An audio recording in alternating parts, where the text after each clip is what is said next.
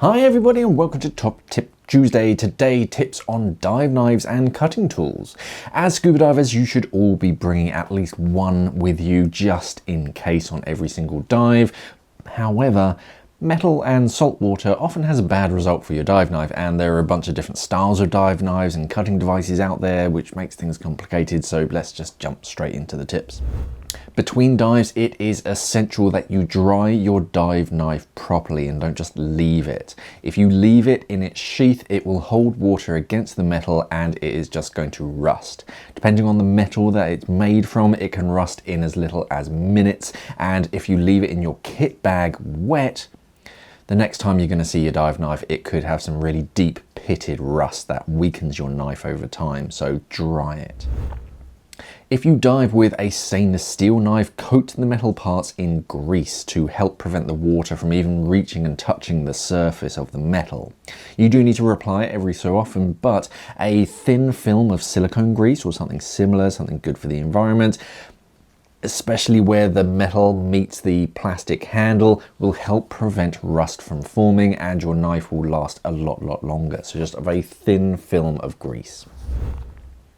If you can, disassemble your dive knife as much as you can before storage. You don't have to do it between every single dive because that would just be a pain, but after a dive, before you pack it away, give your knife a good wash with some fresh water and disassemble it as far as you can so that any water and rust can't be hidden underneath a certain part, and each part dries thoroughly separately before you pack it away.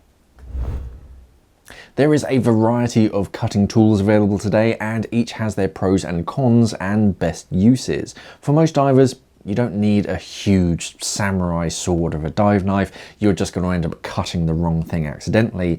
So for most scuba divers, just a compact dive knife or even just a line cutter is all you ever really need. It's not macho big or exciting, but you know, it gets the job done. Dive knives are made from marine grade materials usually, but stainless steel will always rust if you don't look after it. 316 stainless steel has one of the highest resistances to rust, and that's what you'll most commonly find on a dive knife.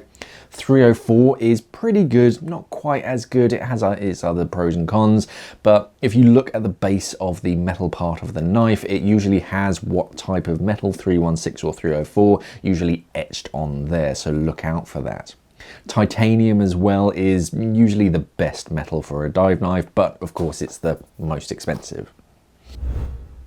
Store your cutting devices where you can reach them easily and where you can see them as well.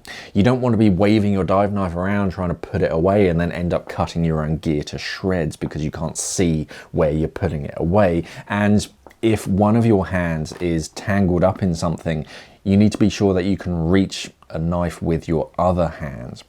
Chest and waist area is really the best place for a dive knife, somewhere that you can see and you can reach with both hands. Check the release mechanism before the dive and when you're cleaning up after the dive as well. Dive knives typically have either a push-fit kind of sheath where the knife just pushes into the sheath and it's the tension that just holds the knife in place.